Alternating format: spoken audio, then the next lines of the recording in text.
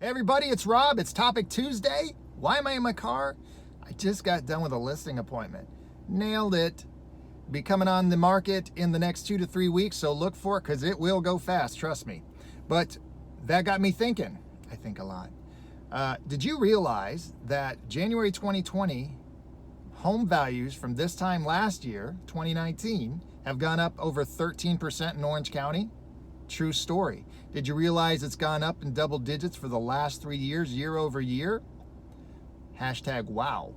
What does that mean to you?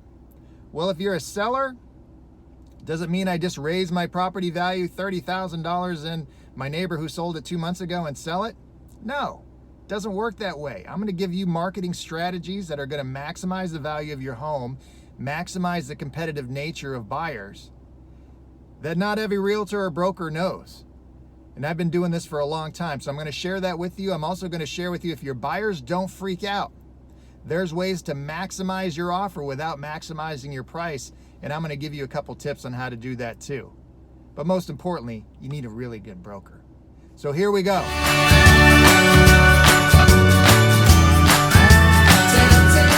So then I said, wrecked him, damn near killed him. Oh, hey,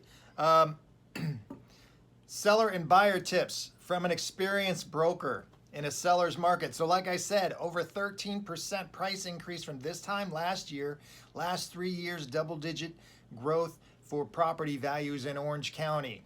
Now, what's just as important, 15% less inventory this time than last year. So the inventory is really small and the price is really going up. That means we're in a seller's market. So sellers rejoice.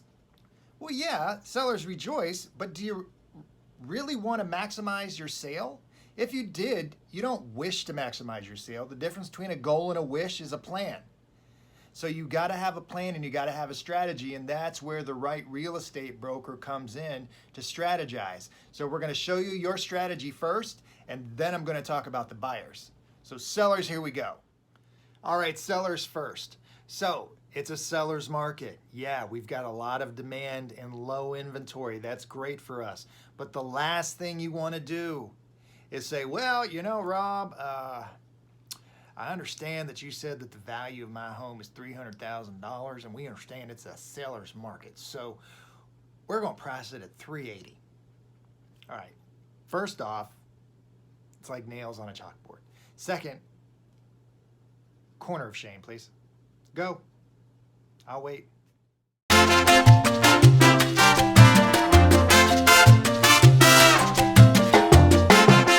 Okay, so hopefully we don't have to go to the corner of shame too many more times during this video. But in all seriousness, people, it's a seller's market, right? Yes, you have leverage, but you want to maximize that leverage to get the most value of your home, okay? You don't want to just wish that you get the most for your home. You want to have a goal to get the most for your home. The difference between a goal and a wish is having a plan. You have to have the plan first. That's where a really good real estate broker is going to help you develop that plan. So here's the plan, okay? Pay attention. This is a strategy. This is the only one I'm giving to you free. If you have more questions about it, you better be contacting me because I'm your guy. So you want to know what the solds are in the area. You want to know what the current actives are in the area and the current pendings. And what I mean are all the properties that are comparable to yours in the area. You understand what the solds are because you want to know what the average sold price per square foot is. And then you want to know what the active price per square foot is. And this strategy, you want to take one step back to take 3 steps forward. Now, what do I mean, Rob? Well, I'm glad you asked. What I mean is this. You want to price it above the average sold price, but right below the average active listings that are currently on the market. And you need to know your competition, okay? So when you do the comparables, you just don't want a realtor that's going to plug in a computer software program and give you a pretty CMA report, and that's all that you got, okay? Comparative market analysis. You want someone who actually goes and views the properties that are comparable to yours in your market, so they have a better understanding of what your competition is, what features and benefits you have that are superior to theirs, and vice versa, okay? Then you have a better understanding of where you should price your property. Now, you want to make it competitive. You want to have a perceived value and a perceived deal. Why? Because you want to generate a competitive nature. You want to generate excitement. In a low inventory market, nothing generates excitement more than a perceived deal. So if your property's priced just below the active comparable properties in your area, here's what happens. You get multiple buyers interested. You typically get multiple offers. When you get multiple offers, you create a competitive situation. When you get a competitive situation, you get a highest and best situation. When you get a highest and best situation, you typically go above market value. Aha, ding, ding, ding, ding, light bulb goes on. That's your free tip. If you've got more questions about that or how to do that, I'm your guy. Do it all the time. That's for you sellers. Now to buyers. What time is it? We got enough time. Hi buyers.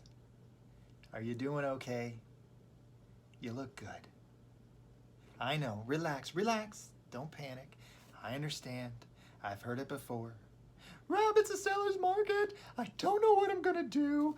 Every time we make an offer on a house, it's already sold. Prices keep going up. There's no inventory. What? Relax, relax. Woosah. I'm here. I'm gonna give you some tips, okay? So here's the deal. You find the house you really want. You really do need to make your strongest offer, okay? But so is everybody else, Rob. I know. But here's some things you can do that have nothing to do with the price. Or they do, they just have to do with them in different ways. So, first things first, do you really need the seller's contribution? Yes, I understand you can ask for 3.5% or whatever amount you're going to want to ask for if you need a contribution. Okay, so here's the strategy to that. If you really need the contribution, we understand what properties values are and that they're rising, then in your offer, add the contribution. Don't just make an offer and then ask for a contribution because you're actually taking money back. So if it's $350,000 and you ask for 3.5% closing costs, your offer is not really $350,000 to the seller, if you know what I mean. If you don't know what I mean, hey, these are free tips. You're gonna have to message me. Email's right here. I'll explain the whole thing to you.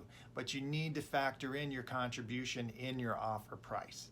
Well, smack my ass and call me Sally. We've gone over 7 minutes already on this topic Tuesday, so buyers, you're gonna have to wait until next Tuesday for me to give you the other 2 tips. Or, quite honestly, you can just email me or call me directly and I'll be happy to share that information with you. Until next episode, my name's Rob.